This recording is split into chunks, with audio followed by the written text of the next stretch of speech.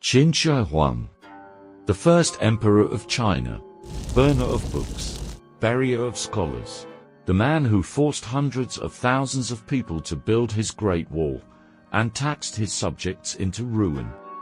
That is the standard version. You will find it in almost every history textbook, in every language, around the world. But I have three questions. Three questions that, in 2,000 years of recorded history, nobody has ever given me a satisfying answer to. And here's the thing. You do not need to know anything about Chinese history to follow along. Because these questions are not really about China, they are about evidence. They are about logic. And logic does not have a language. Question 1. Where are the victims? Let me ask you something. If I wanted to prove that Nazi Germany was a brutal regime, I could point to millions of documented victims. Specific people, specific atrocities. The evidence is overwhelming. So here is my challenge. Can you name me one specific person? Just one. Who was persecuted by Qin Shi Huang's tyranny? Let me tell you how hard that question actually is to answer. Look at the people who lived through the Qin dynasty and went on to overthrow it. The very founders of the Han dynasty that came next. These men were contemporaries of Qin Shi Huang. They experienced his rule firsthand. If his tyranny was as all-encompassing as the history books claim, surely these people would have suffered under it. Let's start with Liu Bang, the future emperor. During the Qin dynasty, he served as a minor local official. He had a position, a salary, a relatively comfortable life within the Qin system. Then one day, he was tasked with escorting a group of convict laborers to the imperial construction sites. Along the way, many of them escaped. Liu Bang knew that under Qin law, failing to deliver these men meant death. So he made a decision. He released the rest of them himself and went into hiding. Notice what this story actually tells us. Liu Bang was not persecuted by the Qin regime. He fled because he failed at his job and feared the legal consequences. That tells us Qin law had real teeth. But it is a very different thing from the tyrant is oppressing innocent people. Then there is Xiang Yu, the aristocrat rebel.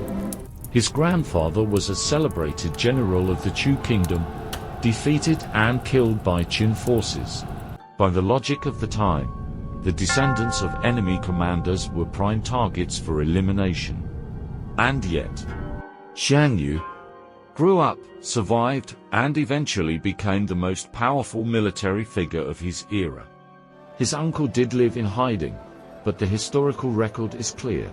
He was hiding from a private blood feud, the result of a killing he had committed years earlier, not from political persecution by the Qin state. And then Zhang Liang, the mastermind. He was a nobleman from a conquered kingdom, and he actually hired an assassin to kill Qin Shi Huang in person. The attempt failed. He changed his name, disappeared, and lived in obscurity for nearly a decade. He was, without question, a fugitive. But he was hiding from the consequences of his own assassination attempt, not from the random cruelty of a regime brutalizing its subjects. Here is what strikes me. The people who eventually brought down the Qin dynasty. Each of them had their own specific, individual reason for their circumstances. None of them fit the simple template of innocent victim of state tyranny. And if you were asked on an exam to name a concrete example of someone persecuted by Qin Shi Huang, I genuinely believe the person who set that question could not answer it themselves. Question 2. Where was the army? Let me give you a simple logic problem. Any regime that rules through military force needs soldiers, and the number of soldiers needed is always proportional to the size of the territory, and the size of the population being controlled. The Roman Empire stationed legions across its provinces to suppress rebellion. The British Empire maintained a constant military presence throughout colonial India. This is not complicated. It is just arithmetic. So where was Qin Shi Huang's army? We know that after unification, the Qin military was divided into two massive deployments. General Meng Tian commanded roughly 300,000 troops on the northern frontier, defending against the Xiongnu, the nomadic confederation that would later be known in the west as the Huns.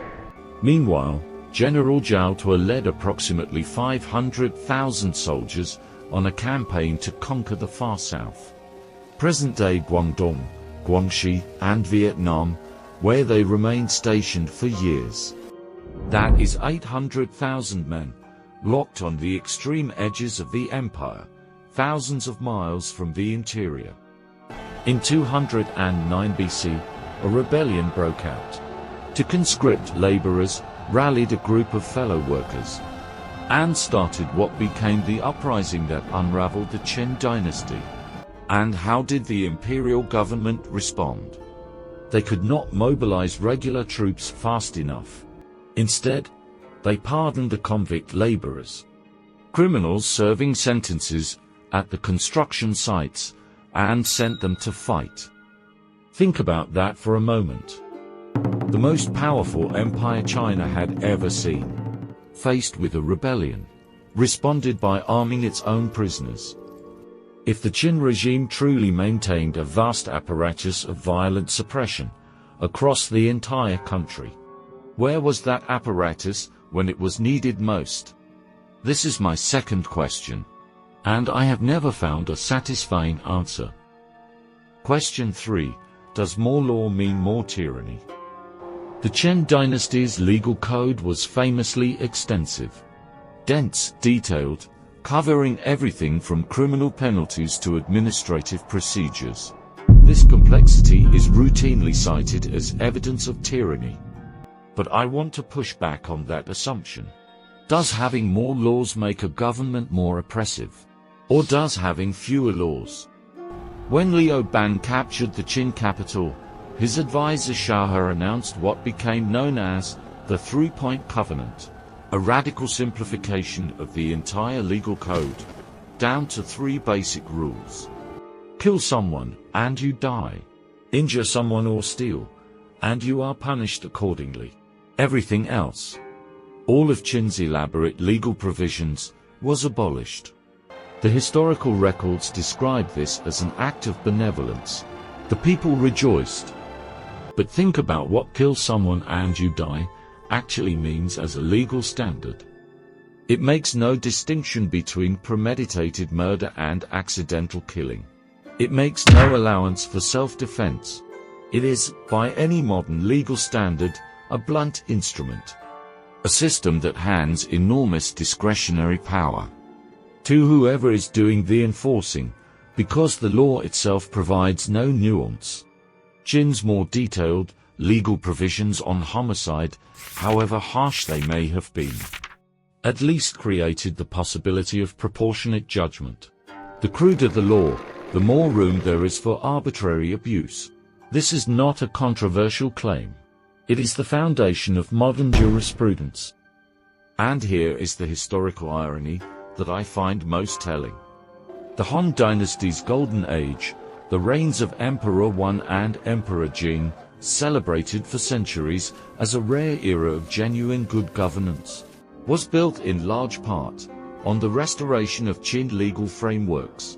The same laws that Liu Bang called tyranny, his successors quietly brought back and called benevolence. Nobody in the historical record ever explains this contradiction. The number that sat in textbooks for 2,000 years. Now I want to talk about a specific number.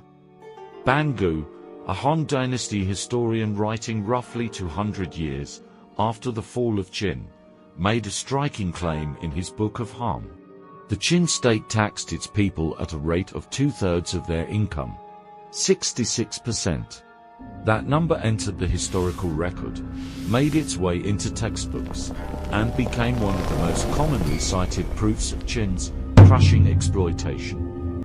In 1975, archaeologists excavating a tomb in Hubei province discovered something remarkable. Hundreds of bamboo strips covered in writing. These were actual Qin dynasty legal documents and administrative records. Primary sources, not retrospective accounts written by political successors with an agenda. Based on these strips, researchers calculated that the actual agricultural tax rate under the Qin was approximately 1 part in 15, around 6.7%. 6.7% versus 66%. A tenfold difference. But here is where it gets more complicated. The real burden of Qin rule was not necessarily the grain tax. What truly exhausted the people was corvée labor, the mandatory work service. Qin Shi Huang demanded something more precious than grain. He demanded time. Hundreds of thousands of men were conscripted to build the Great Wall, the imperial roads, the vast mausoleum complex. When Bangu calculated a tax rate of 66%, the most likely explanation is that he collapsed all of these burdens together. Grain taxes, head taxes, and labor obligations into a single number. It's a bit like saying a modern worker is taxed at 90% because you added their income tax, their commute time, and their unpaid overtime into the same calculation. Sima Guang, who compiled China's great comprehensive history in the 11th century, did not include Bangu's figure. A historian writing 1,000 years later had already identified the problem. And yet, the number sat in textbooks for nearly 2,000 years, almost entirely unchallenged. That is what genuinely troubles me. Not Qin Shi Huang, but our relationship to historical evidence. The willingness to repeat a number without ever asking, wait, how was this calculated? The legend that was 300 years off. Before I finish, I want to mention one more story. In the West, you might have Robin Hood or King Arthur, legends so deeply embedded in the culture that people treat them as historical fact, even when scholars have long established that the stories, as popularly told, are not quite what they seem. China has an equivalent, the legend of Lady Meng Jiang. The story goes that her husband was conscripted to build Qin Shi Huang's Great Wall, died there from exhaustion, and Lady Meng Jiang wept so bitterly that her tears caused a section of the wall to collapse. It has been told for centuries as a symbol of the human cost of Qin's tyranny. The problem is that this story has nothing to do with Qin Shi Huang.